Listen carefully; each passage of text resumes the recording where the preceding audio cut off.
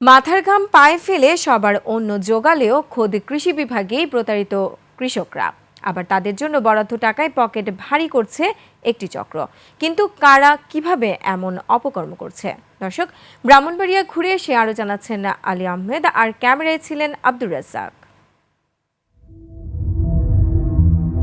ব্রাহ্মণবাড়িয়ার আশুগঞ্জ উপজেলা রেল লাইনে ট্রেন চলছে নিয়ম করেই, তবে অনিয়ম দেখা যায় রাস্তার ধারে। রেলের জমিতে flood reconstruction, emergency assistance project, FREP প্রকল্পের আওতায় গাছের চারা লাগিয়েছে কৃষি বিভাগ। সেখানে সাইনবোর্ডে কৃষকের মোবাইল নাম্বার দেয়া থাকলেও তারা জানান ভিন্ন কথা।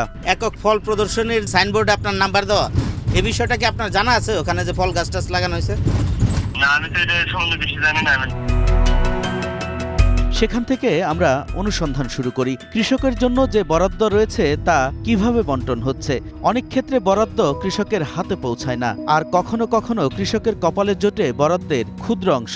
আমার নিজের টাকা তো করছি, কোন দেরে কইছে পরে দিব, আর দেওই নাই। 4,500 টাকা মাস্টার হলে সাইন নিয়েছে, নেওয়া সেটা আমার 2,000 টাকা দিচ্ছে প্রথম। 50 টাকার কৃষকের 10 টাকার সম্পদ দেয় না, 40 টাকা তারা আত্মসাৎ করে। বীজ, সার, টাকা ছাড়াও কৃষকের জন্য বরাদ্দ হয় কৃষি যন্ত্রপাতি। অভিযোগ রয়েছে টাকার বিনিময়ে পছন্দের মানুষকে বরাদ্দ দেয়া হয় এসব যন্ত্র। যারা যোগ্য নন পাচ্ছেন তারাও। মেশিন দিয়ে আমি কোনো কিছু করার মতন আমার ক্যাপাসিটি নেই, আমি মেশিন দিয়ে কি করব। আনার পরে দেখছি যে এটার মধ্যে জং টং ধরানো লাগাইতে পারে না, আর ফিটিংই করতে পারে না। এখন যে কোনো ব্র্যান্ডের পুরাতন এসি বদলে নতুন ওয়ালটন এসিতে উপভোগ করুন 25% ছাড়।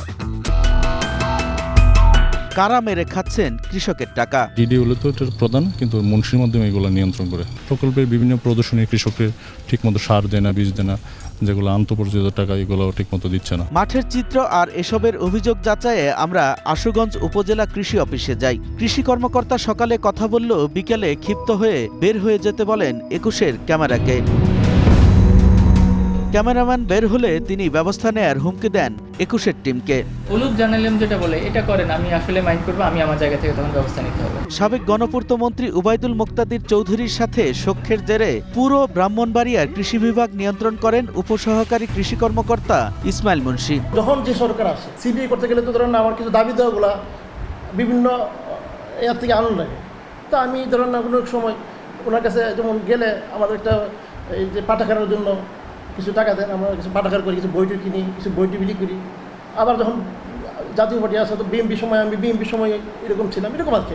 তাকে সব সময় প্রশ্রয় দেন সেখানকার বড় কর্তারা। বর্তমান উপপরিচালকও স্বীকার করেন সবকিছুতেই হাত রয়েছে ইসমাইলের।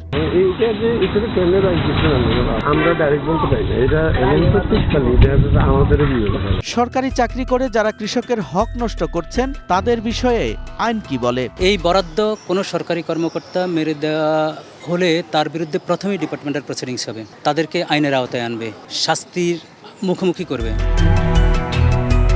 আলী আহমেদ, 21 টেলিভিশন।